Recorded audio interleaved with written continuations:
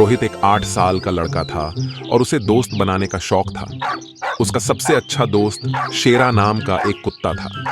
हर दिन स्कूल के बाद दोनों रोहित के घर के पीछे खेलते, घूमते और मस्ती करते थे, लेकिन सिर्फ इसके लिए उनकी दोस्ती नहीं थी। रोहित उसके परिवार में इकलौता बच्चा था और उसके माता पिता अक्सर देर समय तक काम करते थे, जिससे शेरा उसका हमेशा साथी और विश्वास पात्र बन गया था।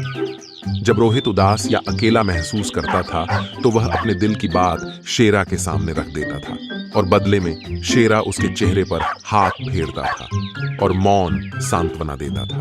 जैसे जैसे दिन बीतते गए, रोहित बद्धा होता गया और स्कूल की गतिविधियों और खेलों में अधिक शामिल हो गया। शेरा के साथ उनका समय कम हो गया, लेकिन उनकी दोस्ती बरकरार रही। हालांकि शेरा अब बूढ़ा हो रहा था। उसके कभी चमकदार काले कोट पर अब भूरे रंग की धारियां थीं और वह पहले जैसा फुर्तीला नहीं था। एक शाम जब रोहित फुटबॉल खेलकर घर लौटा तो उसने शेरा को अपने बिस्तर पर शांत पड़ा हुआ पाया। घबराकर वह उसकी तरफ दौड़ा और उसे जगाने की कोशिश करने लगा। शोर सुनकर उसकी मां कमरे में पहुंची और तुरंत समझ गई। उसने रोहित को कसकर गले लगाया और वे दोनों अपने खोए हुए दोस्त के लिए आंसू बहाने लगे। शेरा उन्हें हमेशा के लिए छोड़ गया था। रोहित को बद्धा दुहक हो रहा था। अपने अंतिम वर्षों में शेरा के साथ पर्याप्त समय न बिताने के लिए खुद को दोषी महसूस कर रहा था। उसे शेरा के सभी कारनामों और बातचीतों को याद आई और उसने अपने सबसे अच्छे दोस्त के साथ एक और दिन बिताने की कामना। एक रात जब रोहित सो रहा था, उसने शेरा का सपना देखा जो ऊर्जा से भरपूर था और एक विशाल हरे मैदान में खेल रहा था। शेरा अपनी पूंछ हिलाते हुए रोहित की ओर दौड़ा और उसकी बाहों में कूद पड़ा। रोहित ने उसे कसकर गले लगाया। उसके आंखों से आंसू बह रहे थे। मुझे बहुत खेद है शेरा, काश मैं तुम्हारे लिए वहां होता। शेरा ने रोहित के चेहरे को चाटा और उसकी आंखों में ऐसी समझ से देखा जो केवल एक सच्चा दोस्त ही दे सकता है। तुम हमेशा मेरे लिए थे रोहित, हमारा बंधन हमेशा के लिए है।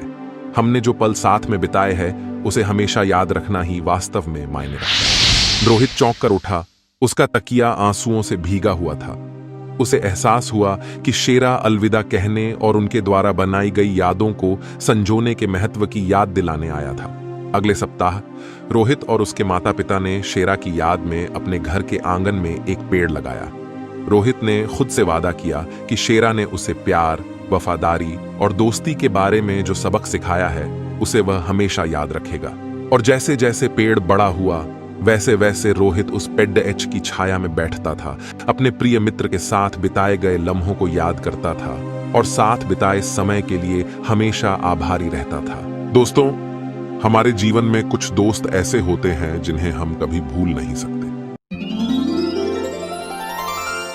एक नदी के किनारे घूमते घूमते एक कुत्ता और एक गधा दोनों आमने सामने आ गए। उन दोनों ने पहले एक दूसरे को बड़े ध्यान से देखा और फिर कुत्ते ने बातचीत की पहल की। अरे गधे भाई, बहुत कमजोर दिखाई पड़ रहे हो, चलने में भी दिक्कत हो रही है। कुत्ता भाई, ऐसी बात नहीं है, यह तुम्हारी नजर का धोखा है।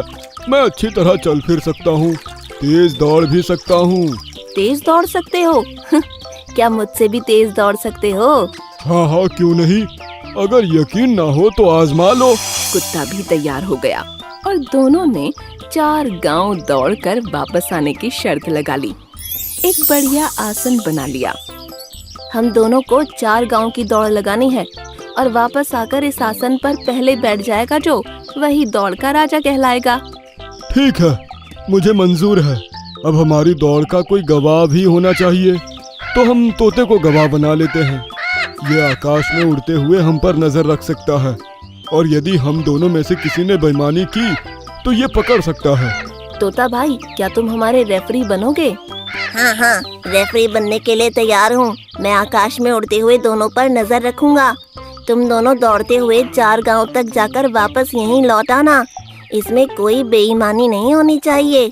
जो इस गद्दी पर आकर सबसे पहले विराजमान हो जाएगा वही विजेता कहलाएगा। तोते ने सीटी बजाई। गधा और कुत्ता दौड़ पड़े। कुत्ता तेज रफ्तार से दौड़ने लगा और गधा अपनी मतवाली चाल से दौड़ पड़ा। कुत्ते को अपनी रफ्तार का घमंड था और उसने वह जता भी दिया। गधे भाई, ये तो तुम भी जानते हो कि मेरी रफ्तार के सामने तुम टिक नहीं पाओगे, इसलिए बाद में हार का दुख झेलने के बजाय अभी मैदान से हट जाओ तो अच्छा है। जो मेहनत करोगे वो भी बेकार जाएगी, इसलिए उससे भी बच जाओ तो अच्छा है। गधे ने कुत्ते की बात सुनी और फिर उसने विचार किया और अपना पक्ष रखा। देखो भाई, हार और जीत ये बात की बात है, लेकिन हमें इस बारे में चिंतित ना होकर प्रयास करना ही चाहिए। किसी भी कार्य को करने से पहले हिम्मत हारना अच्छी बात नहीं है। ऐसे लोग कभी सफल नहीं होते हैं जो अपनी सामर्थ्य को नहीं समझ सकते, वो पीछे रह जाते हैं। जो समर्थ होकर प्रयास नहीं करते वो जीवन में आगे नहीं बढ़ पाते। जिनके अंदर दुख सहने की शक्ति नहीं होती, जरा सा कष्ट पड़ने पर टूट जाते हैं, वो अपने जीवन में कभी प्रगति नहीं कर पाते। इसलिए मैं अपने लक्ष्य के लिए सजग हूँ और दौड़ता रहूंगा। दोनों फिर दौड़ने लगे। ऊपर आसमान में उड़ते हुए तोता उन पर लगातार निगरानी रख रहा था। जब कुत्ते ने एक गांव पार किया और दूसरे गांव में पहुंचा, तो उस गांव के कुत्ते पराये कुत्ते को देखकर आक्रमण की मुद्रा में आ गए। कुत्ते ने उन्हें समझाने का प्रयास किया, लेकिन दूसरे कुत्ते कहाँ मानने वाले थे।